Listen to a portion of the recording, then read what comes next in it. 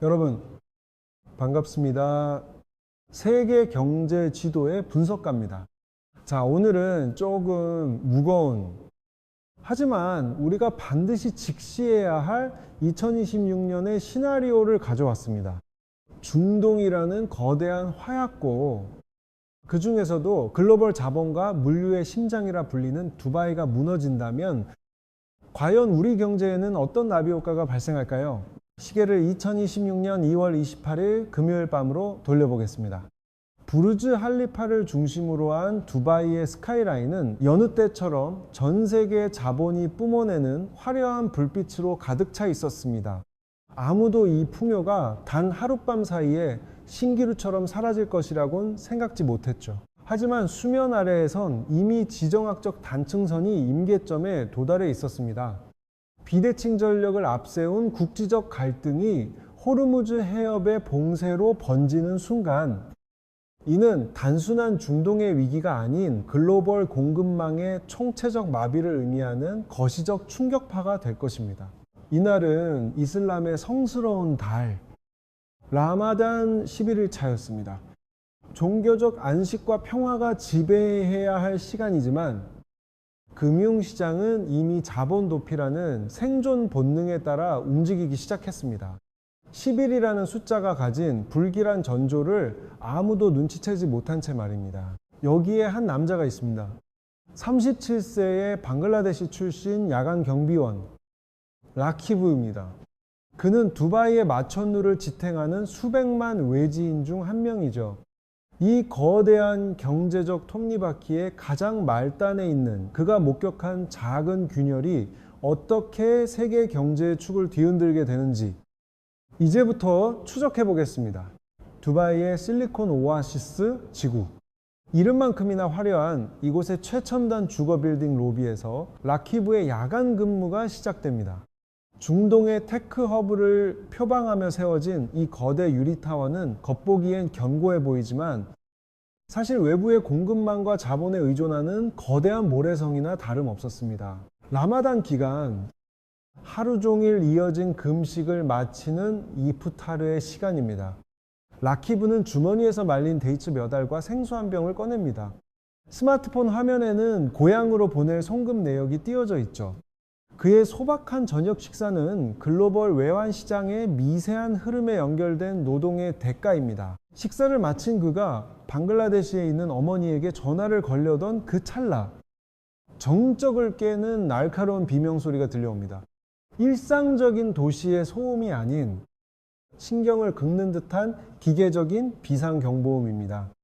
이것은 단순한 소동이 아닌 지정학적 균형이 붕괴되었음을 알리는 신호탄이었습니다. 스마트폰 화면이 강제로 전환됩니다. Miss our threat detected. 아랍어와 영어로 된 경고문이 선명합니다. 중동의 안전자산이라 믿어 의심치 않았던 두바이의 하늘에 비대칭 전력의 위협이 가시화되는 순간입니다. 여러분, 이것이 바로 블랙 스완입니다. 개인의 평범한 일상이 글로벌 지정학적 불확실성에 의해 강제 종료되는 지점이죠. 2026년 2월, 이 미사일 한 발의 경보가 어떻게 두바이의 부동산 신화를 무너뜨리고 글로벌 공급망에 목줄을 죄게 되는지, 이제 그 거시적인 파급 효과를 분석해 보겠습니다. 어머니께 목소리라도 들려드려야 하는데 손이 떨려서 번호가 안 눌립니다. 통신망은 이미 과부하 상태예요.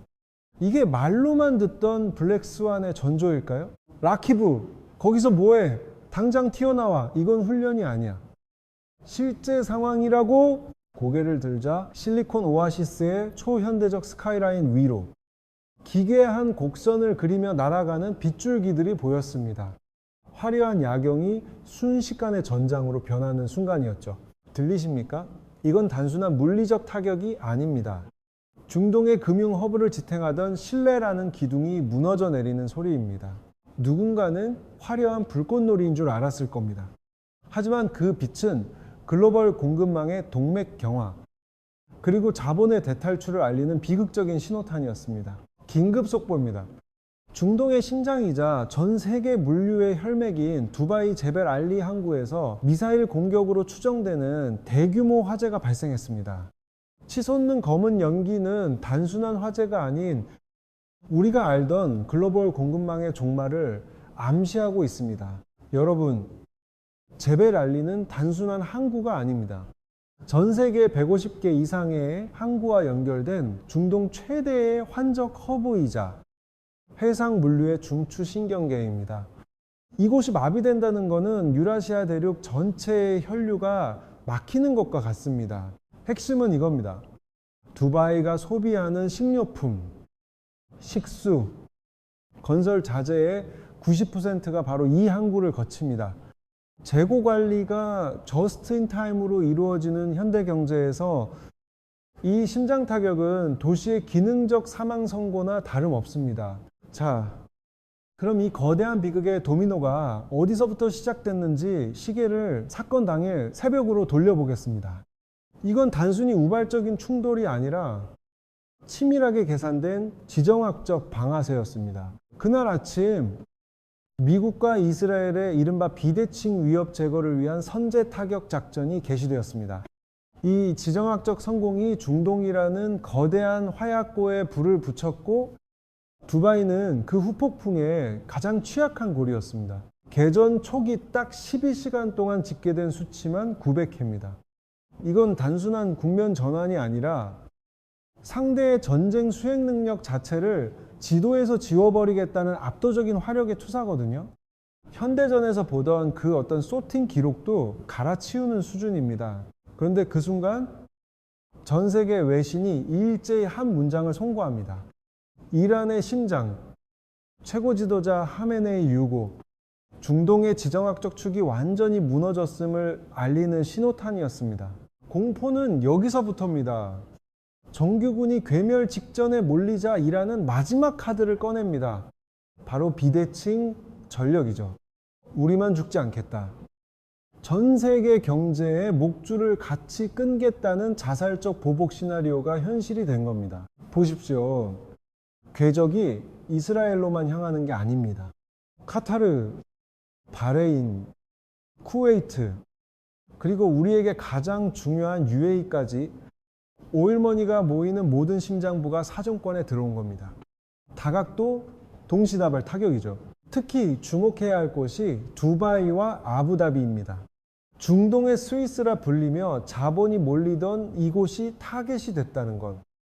이제 이 지역에 더 이상 안전지대라는 환상은 존재하지 않는다는 선언이나 다름없습니다. 여러분, 이 장면이 믿기십니까? 중동의 번영을 상징하던 7성급 호텔 버즈 알 아라비 화염에 휩싸였습니다. 이건 단순한 화재가 아닙니다. 지난 수십 년간 두바이가 쌓아 올린 중동의 안전자산이라는 브랜드가 실시간으로 붕괴하는 상징적인 장면입니다. 자본은 공포를 가장 싫어하죠. 비극적인 모순은 여기서 발생합니다.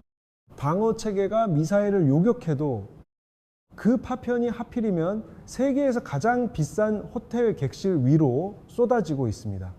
요격에 성공해도 피해를 피할 수 없는 비대칭 전력의 무서움이 여기서 드러나는 겁니다.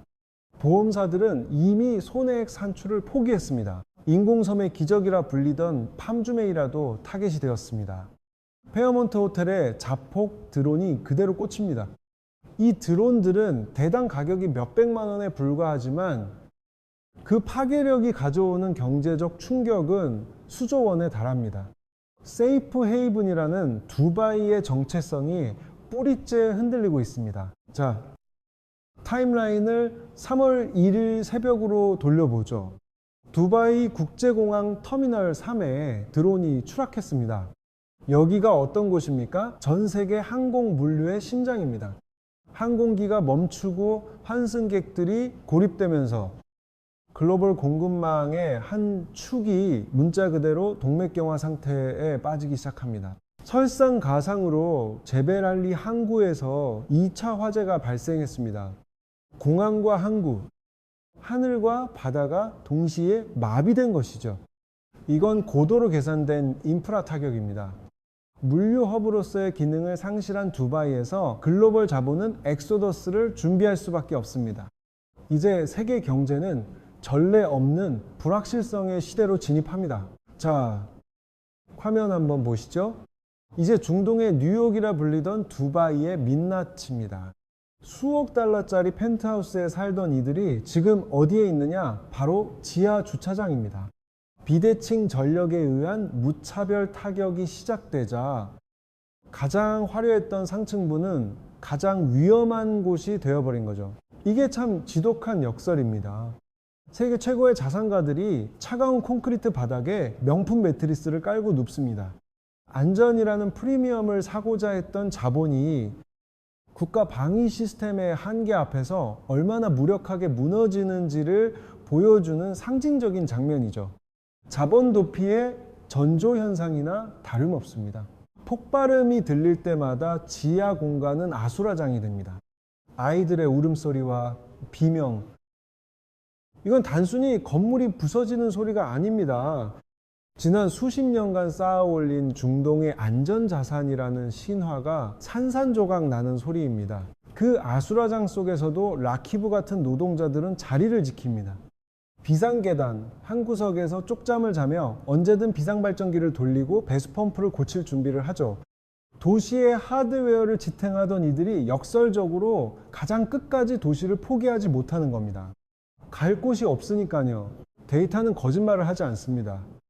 UAE 국방부 공식 집계에 따르면 개전 11일 만에 두바이와 아부다비를 향해 날아온 탄도미사일과 자폭 드론이 200발을 돌파했습니다.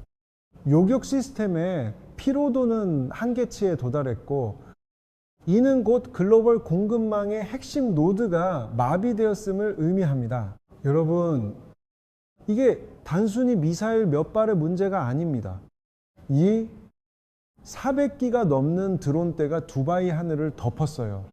이른바 가성비를 앞세운 비대칭 전쟁의 전형이죠. 수십억 원짜리 요격 미사일로 고작 수백만 원짜리 자폭 드론을 막아야 하는 이 경제적 모순. 이게 소모전의 무서운 점입니다. 물론 방공망이 경이로운 방어율을 기록하긴 했습니다. 하지만 95%를 막아도 나머지 5%가 문제입니다. 확률론적 한계죠. 결국 80기 이상의 타격체가 지상에 꽂혔고, 그 순간 두바이는 안전하다는 시장의 심리적 마지노선이 붕괴된 겁니다. 본격적인 공격이 시작된 그 주 수요일, 우리는 자본주의의 민낯이 가장 적나라하게 드러나는 장면을 목격하게 됩니다. 자산가들의 성지였던 이곳에서 자본의 생리가 어떻게 작동하는지 보시죠. 마리나 지구의 32층 펜트하우스에 거주하던 한 영국인 가족이 있었습니다. 엘리베이터 가동이 중단된 상황에서 그들은 수천만 원짜리 명품 수트케이스 4개를 직접 끌고 계단을 내려와 로비로 나타났습니다. 자본의 엑소더스가 시작된 겁니다. 남편은 로비에서 소리를 지르고 있었어요. 택시, 공항까지 10배를 줄 테니 택시 좀 잡아줘. 여러분, 시장에 패닉이 오면 가격 결정권은 소비자에게서 사라집니다. 생존이라는 절대가치 앞에서 자본의 논리는 무력해지죠. 라키브가 다급하게 상황을 전합니다. 사장님, 지금 DXB는 사실상 마비입니다. 관제 스케줄이 꼬여서 민항기 슬롯이 아예 없어요. 하지만 이 공포에 질린 자산가들에게 일반적인 항공권은 이미 옵션조차 아니었습니다. 시스템 붕괴 앞에서는 정보력보다 실행력이 우선이니까요. 돌아온 대답은 짧고 명확했습니다. 알막툼 공항에 프라이빗 전세기를 이미 차터했습니다. 일반인들이 취소된 비행기 앞에서 울부짖을 때 거대 자본은 비대칭적인 자원을 동원해 자신들만의 탈출로를 뚫어버린 겁니다. 자본의 이동 속도가 생존의 속도를 결정하는 순간이죠. 택시가 출발하고 뒷좌석의 아이가 유리창 너머로 라키브에게 손을 흔듭니다. 이 장면은 묘한 기시감을 줍니다.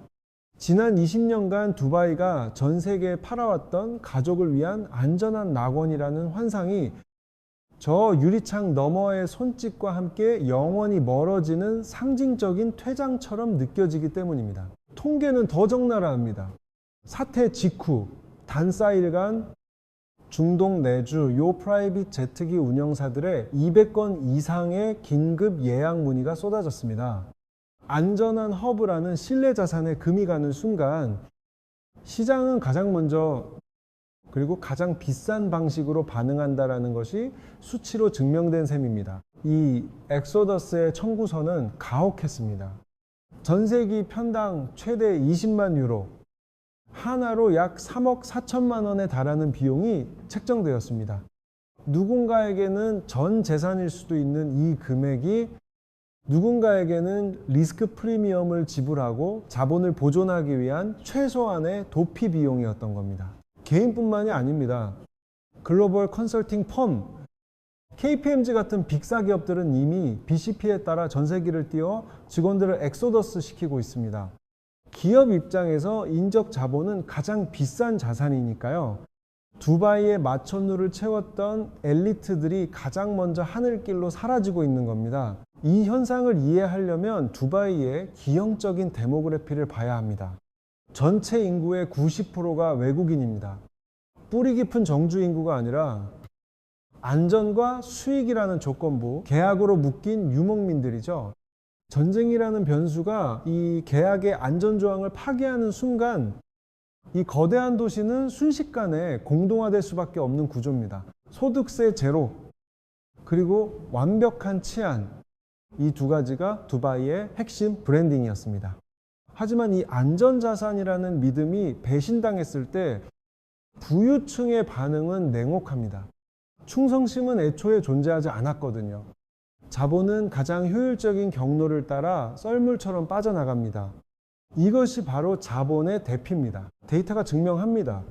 헨리 & 파트너스 보고서에 따르면 작년 한 해에만 800명의 고액 자산가가 이곳으로 몰려들었습니다.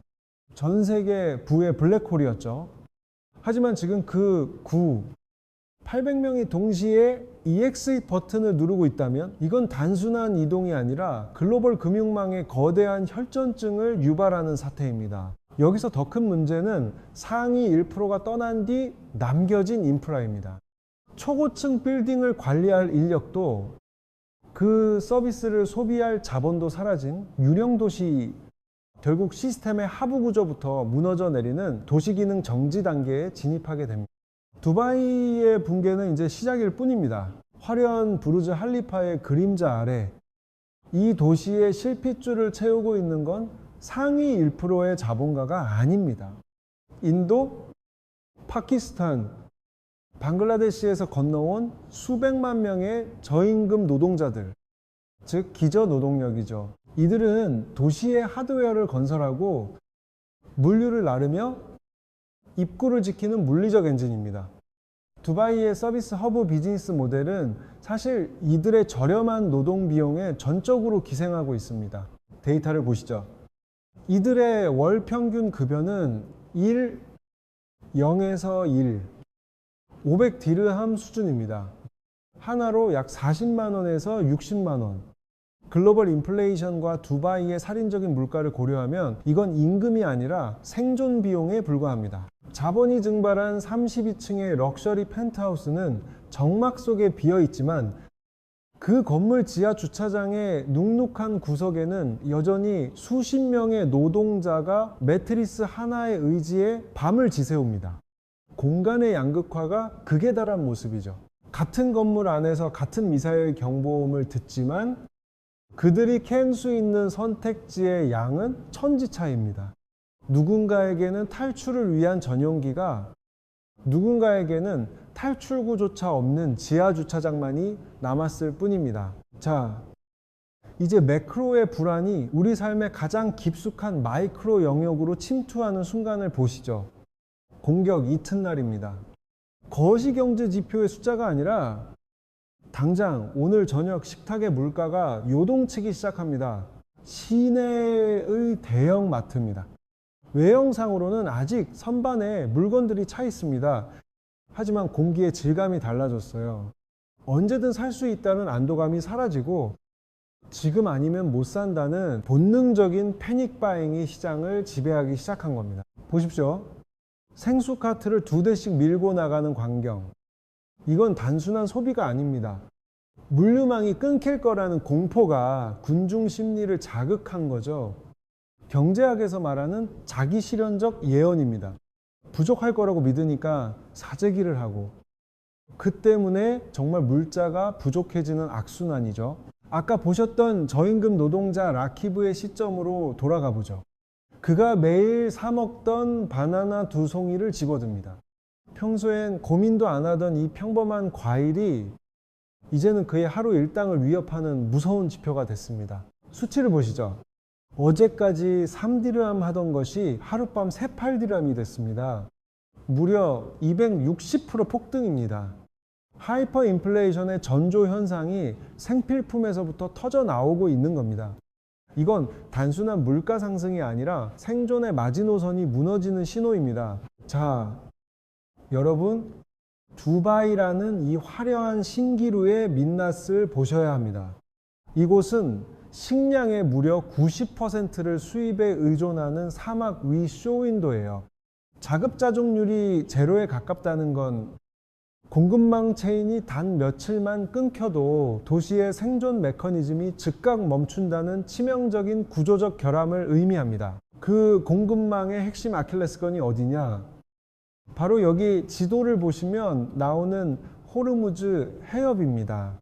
전 세계 원유의 20%, 그리고 두바이로 향하는 모든 생필품이 반드시 지나야 하는 글로벌 경제의 대동맥이자 최악의 병목 구간이죠. 수치로 보면 더 기가 막힙니다. 해협 전체 폭은 40km 정도 되지만 실제 초대형 유조선이나 컨테이너선이 다닐 수 있는 수심 깊은 항행 레인은 단 3km에 불과해요. 왕복 차선으로 따지면 골목길 수준인데 이것이 바로 전 세계 물류의 급소인 셈입니다. 그런데 지금 이 3km짜리 좁은 문이 군사적 긴장감으로 완전히 봉쇄되었습니다. 비대칭 전력인 기뢰가 매설됐다는 첩보 한 줄에 선박보험료는 폭등했고 선장들은 뱃머리를 돌리고 있어요. 해상 물류 마비? 이건 단순한 지연이 아니라 두바이의 사형 선고나 다름없습니다. 세계 최대 물류 기업 퀸 앤드 나겔의 CEO가 3월 5일 긴급 성명을 냈습니다. 현재의 공급망 붕괴는 2차 대전 이후 유례가 없는 수준이며 가시성 확보가 불가능한 블랙아웃 상태라고 말이죠. 데이터가 가리키는 방향은 단 하나, 바로 글로벌 경제 질서의 재편입니다. 자, 팩트 체크 들어갑니다. 현재 두바이의 신선식품 재고가 얼마나 남았을까요? 놀랍게도 딱 10일입니다. JIT 시스템이 평소에는 효율에 극치지만 호르무즈 해협이 막히는 순간 이건 재앙의 카운트다운이 됩니다. 물론 정부도 손 놓고 있진 않죠. 밀과 쌀 같은 곡물은 6개월치 비축분이 있다고 발표했습니다. 하지만 여러분, 사람이 빵만 먹고 살 수 있나요? 분석가의 시각에서 볼 때 이건 영양학적 블랙아웃을 막기 위한 최소한의 인공호흡기일 뿐입니다. 여기서 유통기한의 경제학이 작동합니다. 우유, 토마토, 달걀, 닭고기, 이런 신선 물류는 비축이라는 단어 자체가 성립되지 않습니다. 콜드체인이 멈추고 보급로가 끊기면 이건 자산이 아니라 폐기해야 할 리스크가 됩니다. 결국 배를 돌려야 합니다. 희망봉으로 우회하면 어떻게 될까요? 운항 기간만 4주에서 6주가 추가됩니다. 해상 운임은 폭등하고 그 천문학적인 물류비는 고스란히 두바이 소비자 가격에 전이되겠죠. 물가 상승이 아니라 물가 폭발입니다. 실제로 중동 최대 유통체인인 루루그룹은 인도에서 전세 화물기까지 띄웠습니다. 한 번에 8만 킬로그램의 식자재를 공수하는 비상사태죠. 하지만 이건 바다에 컵으로 물을 붓는 격입니다. 항공 물류의 단가를 감당할 수 있는 상류층만의 귀족 식탁이 시작된 겁니다. 여러분, 이게 바로 하늘에서 식량을 뿌리는 비효율의 극치입니다. 항공 물류 비용이 해상 대비 10배 이상 치솟는데 이걸로 매대의 우유와 채소를 채운다? 기업 입장에서는 역마진을 넘어선 출혈 경쟁이죠. 하지만 이렇게라도 하지 않으면 공급망 붕괴라는 패닉이 도심을 덮칠 것을 알기에 울며 겨자 먹기로 버티는 겁니다. 무서운 건 정보의 비대칭성입니다. 소비자들은 매대에 물건이 있으니 안심하죠. 하지만 그 이면에서는 물류 시스템이 비대칭 전략에 노출된 것처럼 처참하게 무너지고 있습니다.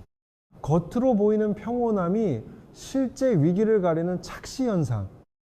이게 바로 대중이 가장 늦게 깨닫는 거대한 리스크의 전조입니다. 거시적인 경제 지표를 잠시 내려놓고 이제 이 시스템의 가장 말단에서 묵묵히 버티던 한 사람의 이야기를 해보려 합니다. 방글라데시 실내 출신의 한 남성. 그가 이번 물류 대란의 파고 속에서 결국 숨을 거뒀다는 비보가 전해졌습니다. 그의 이름은 살레 아메드. 나이 55세. 무려 35년을 UAE에서 보낸 베테랑 음료 배달 기사였습니다. 두바이의 뜨거운 아스팔트 위를 누비며 도시의 갈증을 해결하던 그가 이번 물류 마비와 극단적인 업무 강도 속에서 과로로 쓰러진 것입니다. 단순한 사고가 아닌 시스템의 붕괴가 낳은 희생이죠. 살레는 가족의 유일한 생명줄이었습니다. 그가 매달 송금하던 디르함은 실넷에 있는 7명 식구의 생계를 책임졌고 아이들의 교육비가 되었습니다. 이주 노동자의 헌신으로 지탱되던 두바이 경제의 숨은 축이 하나 부러진 겁니다. 이는 한 가정의 비극을 넘어 중동 경제 구조의 취약성을 상징적으로 보여줍니다. 자, 2월 28일 공격 당일로 돌아가 봅시다. 중동의 하늘이 요격 미사일의 궤적으로 뒤덮이던 그날, 살레 씨의 트럭은 평소처럼 고속도로를 달리고 있었습니다. 하지만 운 나쁘게도 머리 위에서 폭발한 요격, 미사일의 눈먼 파편이 그의 운전석을 직격합니다. 전쟁의 비대칭적 리스크가 공급망의 가장 말단에 있는 개인의 삶을 찢어버린 순간이죠. 영국 스카이 뉴스가 그의 아들과 인터뷰를 진행했는데요. 아들은 통곡하며 묻습니다. 아버지는 그저 고향에 보낼 송금액을 조금 더 채우려 했을 뿐인데 왜 이 거대한 전쟁의 대가를 우리 아버지가 치러야 하느냐고요. 글로벌 공급망의 소모품으로 전락한 노동자의 비극을 단적으로 보여주는 인터뷰입니다. 3월 10일 기준 공식 집계를 보시죠. 이번 사태로 인한 사망자 6명 전원이 외국인 블루칼라 노동자입니다. 에미리트 본토인은 단 한 명도 없어요. 이게 무엇을 시사할까요? 지정학적 위기 속에서 위험의 외주화가 어떻게 작동하는지, 그리고 그 리스크가 누구에게 가장 먼저 전이되는지를 극명하게 보여주는 수치입니다. 비극은 반복됩니다. 3월 7일에는 두바이의 번화가인 알 바르샤에서 파키스탄인 운전자가 직격탄을 맞았습니다. 이제 두바이는 자본의 안전한 피난처라는 명성을 잃었습니다. 물류의 모세혈관인 배달 인프라가 공포로 마비되면서 도시의 기능 자체가 멈춰서기 시작한 겁니다. 결국 우리가 깨달아야 할 거시적 진실은 이겁니다. 도시의 화려한 스카이라인을 지탱하는 건 첨단 금융 시스템이 아니라 목숨을 걸고 도로를 누비는 최하층 노동력이라는 것이죠. 지정학적 위기 시 자본은 클릭 한 번으로 도망가지만 노동은 가장 마지막까지 남아 희생양이 됩니다. 이것이 두바이 붕괴 뒤에 숨겨진 잔인한 경제 구조입니다. 자, 여기서 우리는 아주 본질적인 질문을 던져야 합니다. 왜 라키브나 살레 같은 이들은 미사일 파편이 튀는 이 척박한 땅을 끝내 떠나지 못하는가? 이건 단순히 비행기 표가 없어서가 아닙니다. 바로 이들을 묶어둔 거대한 사슬, 송금 경제의 메커니즘을 이해해야 합니다. 데이터를 한번 보시죠. 2025년 방글라데시의 국가 전체 송금 수취액은 무려 328억 달러에 달합니다. 이건 단순한 용돈 수준이 아니에요. 한 국가의 경상수지를 지탱하고 외화 보유고를 채우는 국가 경제의 실질적인 생명줄입니다. 문제는 이 막대한 자금의 절반 가까이가 바로 이곳 걸프만 연안국들에서 발생한다는 점입니다. 신흥국들의 환율 방어선과 거시 경제적 안정성이 이 뜨겁고 위험한 사막의 건설 현장과 물류 터미널에 저당 잡혀 있다는 뜻이죠. 이들에게 귀국은 생존의 포기를 의미합니다. 공항 폐쇄는 기술적 장벽일 뿐입니다. 진짜 장벽은 내가 돌아가는 순간 고향에 있는 부모와 자식들이 굶어야 한다는 가혹한 경제적 딜레마죠. 노동자의 목숨과 가족의 생존권을 맞바꾸는 구조적 비극입니다. 제가 실제로 바레인의 미군 기지 인근에서 배관공으로 일하는 지인과 어렵게 통화를 해봤는데요. 폭발음이 들려도 아무도 연장을 놓지 않는답니다. 형님, 여기서 멈추면 집으로 보낼 돈이 끊기는데 폭탄보다 굶주림이 더 무섭습니다 라는 그 한마디가 지금 두바이 붕괴의 가장 시린 단면을 보여줍니다. 사실 글로벌 자본주의의 가장 냉혹한 단면은 대체 가능성에 있습니다. 라키브가 떠난 자리를 걱정할 필요가 없었죠. 그동안은요, 너 아니어도 일할 사람 줄 섰다라는 이 무한 공급의 논리가 두바이를 지탱해온 근간이었습니다. 하지만 이제 그 공급 사슬 자체가 끊어지기 시작한 겁니다. 라키브가 일하는 빌딩 창밖을 보시죠. 불과 몇 달 전만 해도 24시간 쉬지 않고 움직이던 타워 크레인들이 마치 거대한 화석처럼 멈춰서 있습니다. 실물 경제의 모세혈관이 막히면 가장 먼저 나타나는 증상, 바로 공정률의 정지입니다. 지난 7년간 단 하루도 거르지 않았던 노동자 셔틀버스들이 자취를 감췄습니다. 새벽마다 현장을 메우던 인도, 파키스탄 노동자들의 소음 대신 이제는 모래바람 소리만 들립니다. 고용의 연속성이 파괴된 현장은 더 이상 건설 현장이 아니라 유령 도시의 예고편일 뿐이죠. 데이터를 볼까요? 중동 건설 전문 매체들의 보도에 따르면 현재 UAE 전역에서 중단되거나 지연된 프로젝트 규모가 기하급수적으로 늘고 있습니다. 단순한 인력 부족이 아닙니다. 인력이 없으니 공기가 늘어나고, 공기가 늘어나니 PF 대출 이자를 감당 못해 사업 자체가 엎어지는 도미노 현상이 시작된 겁니다. 유럽 외교평의회 비앙코 연구원은 이 상황을 이렇게 정의합니다. 이것은 두바이가 마주할 수 있는 궁극적 악몽이다. 자본이 도망치기 전 노동이 먼저 도망치기 시작했다는 것. 그것이 바로 두바이 붕괴의 진정한 트리거라는 분석입니다. 결국 두바이가 지난 수십 년간 팔아온 가장 핵심적인 상품, 즉 중동의 유일한 안전자산이라는 지정학적 프리미엄이 완전히 파산 선고를 받은 겁니다. 전쟁터 한복판에서 홀로 오아시스일 수 있다는 비즈니스 모델이 물리적 파괴 앞에서 그 한계를 드러낸 것이죠. 3월 8일 UAE 외무부는 전례 없는 강경 대응을 발표했습니다. 테헤란 주재 대사관을 전격 폐쇄하고 국가 방어 체제를 최고 단계로 격상했죠. 이는 단순한 외교적 마찰이 아니라 사실상 중동 내 중립지대라는 정체성을 포기하고 전면적인 지정학적 소용돌이 속으로 뛰어들었음을 의미합니다.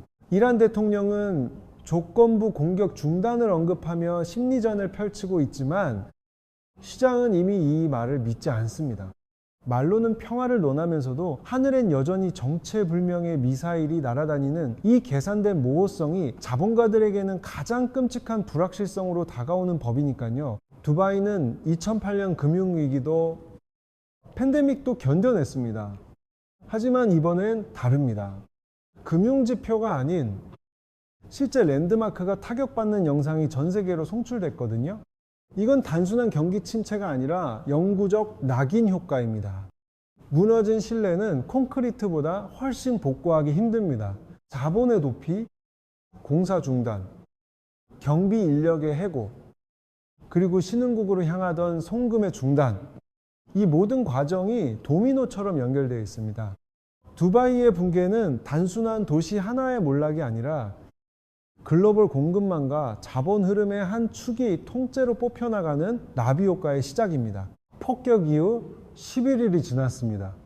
한때 안전자산이라 칭송받던 두바이의 32층 펜트하우스는 이제 자본이 증발한 유유자산의 무덤이 되었습니다.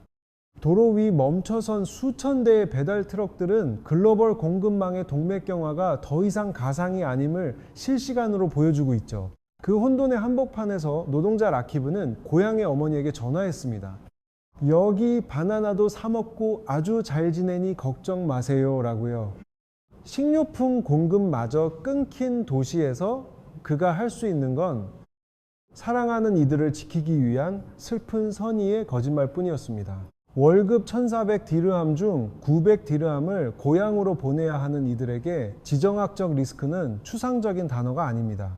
거대 자본은 이미 해외로 엑시트했지만 송금 경제에 기대어 사는 노동자들에게는 내일도 텅 빈 로비를 지켜야 하는 가혹한 숙명만 남았습니다. 우리는 흔히 화려한 마천루의 붕괴를 도시의 종말로 봅니다.